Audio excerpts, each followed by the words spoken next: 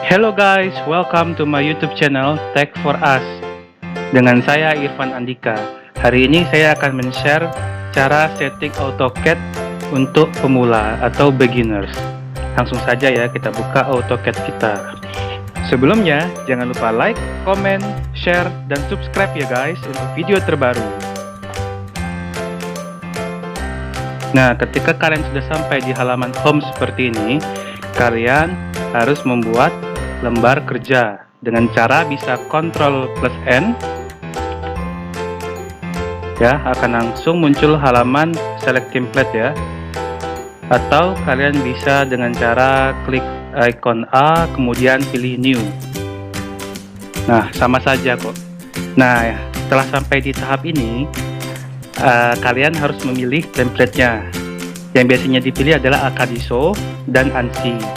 ANSI ini standar British, dia itu contohnya inci, sedangkan di Indonesia memakainya standar ISO yaitu metrik. Nah, satuannya adalah milimeter. Jadi kita pilih Akadiso. Open. Nah, ini adalah halaman lembar kerja kita.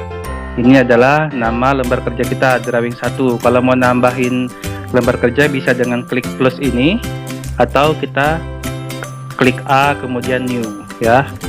Nah, selanjutnya adalah kita atur settingnya di option. Di AutoCAD ini ada namanya command.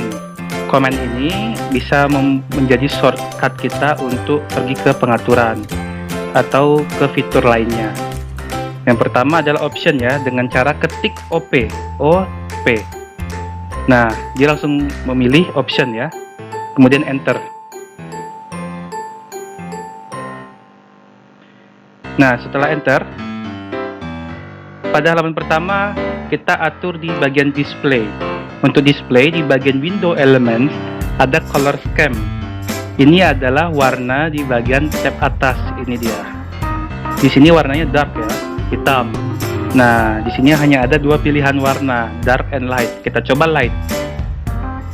Kemudian apply. Nah, warnanya putih. Tapi saya sendiri lebih suka warnanya hitam. Untuk warna itu sesuai selera kalian saja. Kemudian untuk lembar kerja kita juga bisa rubah warnanya dengan cara di sini ada colors. Kita klik colors di 2D model space, kemudian di uniform background, dan di color blacknya kita ganti. Misalkan kalian pengen warna merah sebagai background lembar kerja, red pilih, kemudian apply and close. Jadi warna merah ya. Misalkan warna putih, white, apply and close, putih. Tapi kalau saya sendiri, selera saya lebih suka yang warna hitam untuk backgroundnya ya. Ini sesuai selera kalian saja untuk warna.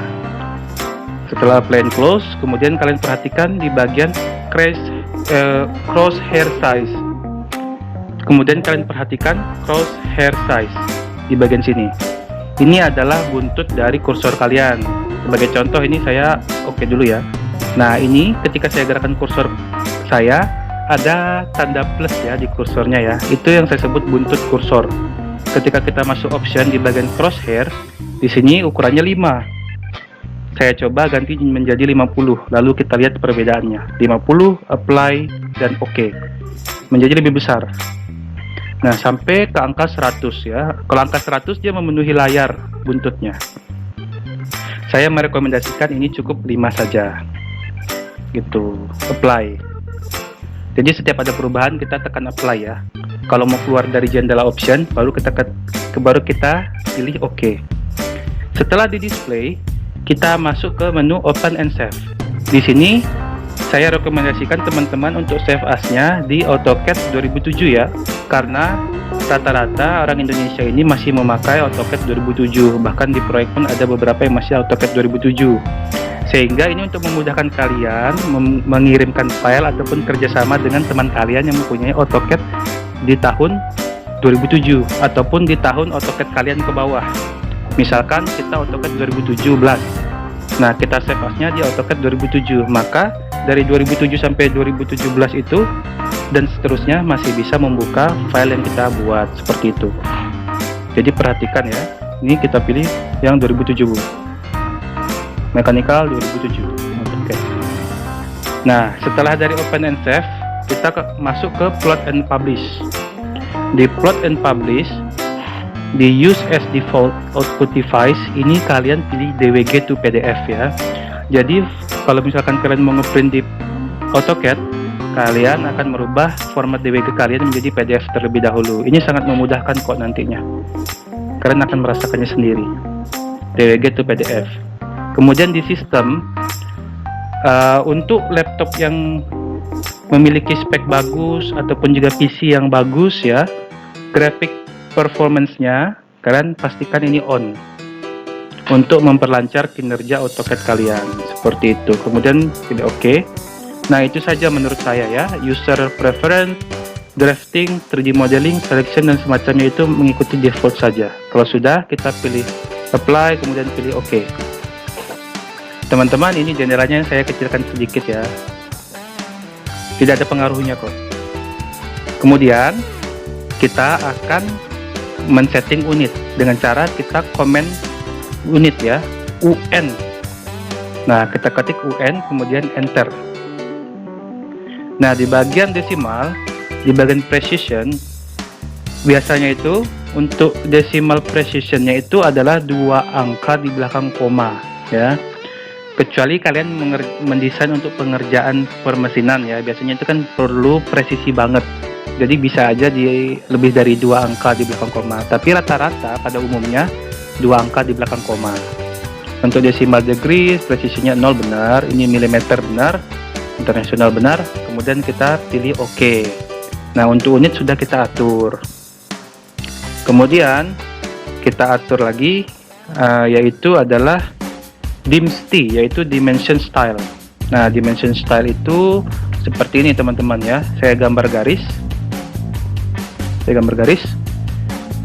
Kemudian saya kasih dimensi di power dimension ya, dengan cara klik ujung 1 dan klik ujung 2, lalu kita tarik ke atas atau ke bawah ya. Biasanya saya ke atas, kemudian kita klik. Nah, seperti ini. Ukurannya adalah 1000 mili. Oke. Nah, ini kenapa kecil sekali teksnya, dan sini kan harusnya ada tanda panah ya. Nah, itu terjadi bila ukurannya itu sangat panjang. Ukurannya itu sangat panjang ya. Ini kan tadi 1000 mili, itu termasuk sangat panjang. Jadi kalau kita zoom ya, dengan kita scroll mouse kita bisa zoom in dan zoom out. Kita zoom. Nah, di sini ada row, ada panah dan ada teksnya ya. Cuman kekecilan.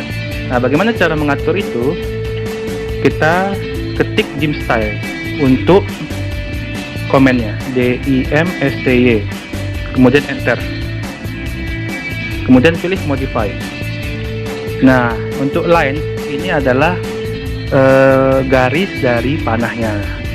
Ini colornya adalah warnanya. Misalkan saya pengen ganti warna dari garis panahnya warna merah. Ini saya buat perbedaannya dulu ya, biar kalian tuh kelihatan apa sih bedanya, seperti itu. Ini saya ganti warnanya merah ya. Ini contohnya.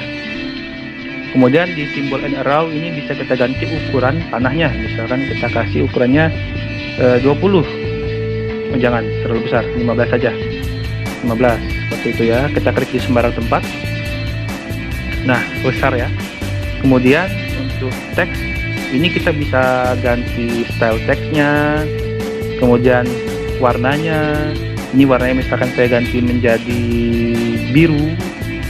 Kemudian fill colornya ini adalah untuk background dari teks sih, seperti itu ya, ada background. Tapi ini tidak usah lah, ini mengganggu mata.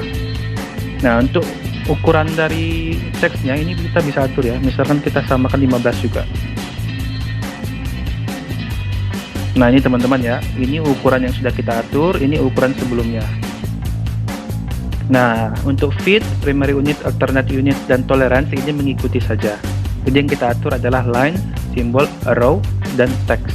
Kemudian kita tekan OK, kemudian close. Nah, di sini kelihatan ya teman-teman ya. Di sini sudah mulai terlihat bentuk panahnya, mungkin perlu dibesarkan lagi lebih sedikit, dan ini warnanya juga sudah berubah. Gitu, seperti itu teman-teman. Nah, tapi saya sarankan kalau teman-teman menggambar atau mendesain itu ukuran yang kecil-kecil ya, seperti ya 200 mili, 400 mili, itu sesuai ukuran default dari dimension style-nya aja ya. jangan dirubah terlalu besar, seperti itu. Selanjutnya adalah snap. Apa itu snap? Snap itu adalah fitur yang memudahkan kita untuk memulai suatu garis atau entity. Entity itu bisa aja garis, lingkaran, dan semacamnya ya, saya sebutnya entity. Nah, misalkan kita mau buat garis line.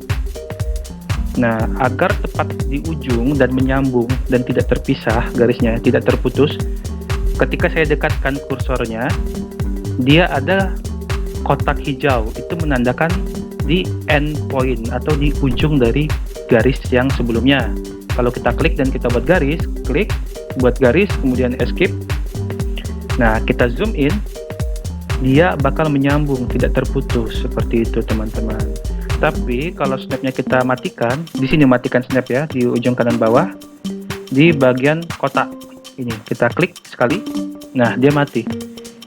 Kemudian kita coba gambar garis ya, line. Di sini kita coba dekat-dekat. Di sini tidak ada kotak hijau ya, kita coba. Nah, ini kan sudah pas nih. Kita kasih garis. Kemudian kalau kita zoom, nah dia tidak pas di siku gitu. Jadi snap ini sangat membantu ya, agar pas di titik yang kita inginkan. Untuk menghidupkannya kita klik lagi kotaknya ya. Nah, untuk snap ini juga ada settingnya gitu. Untuk membuka settingnya ada komennya juga. Komennya adalah O snap. Oh, kita bisa tulisnya O dan S seperti ini. Nah, yang biasanya saya checklist yaitu adalah endpoint, midpoint, center, intersection, extension, dan perpendicular. Itu yang biasanya saya checklist. Tapi biasanya saya juga checklist tangen sih untuk kasus-kasus tertentu. Nah, ini nanti disesuaikan aja dengan kasus kalian butuhnya yang mana untuk di snap. Kalau sudah, kalian tekan OK. Nah, kemudian kalau misalkan saya ingin gambar dari tengah ya, pas di tengah tanpa perlu saya ukur, misalkan saya garis ya, line, pastikan snapnya hidup, kemudian saya arahkan kursor saya di dekat tengah-tengah. Nah, ada segitiga, itu ada tulisan midpoint, berarti ini pas di tengah-tengah. Saya kasih garis. Nah, ukuran dari sini ke sini dan dari sini ke sini bakal sama. Itu karena dia pas di midpoint. Itulah gunanya snap. Jadi itulah teman-teman, sekian tutorial setting AutoCAD untuk pemula. Silahkan di custom dengan kebutuhan kalian dan kasus kalian masing-masing.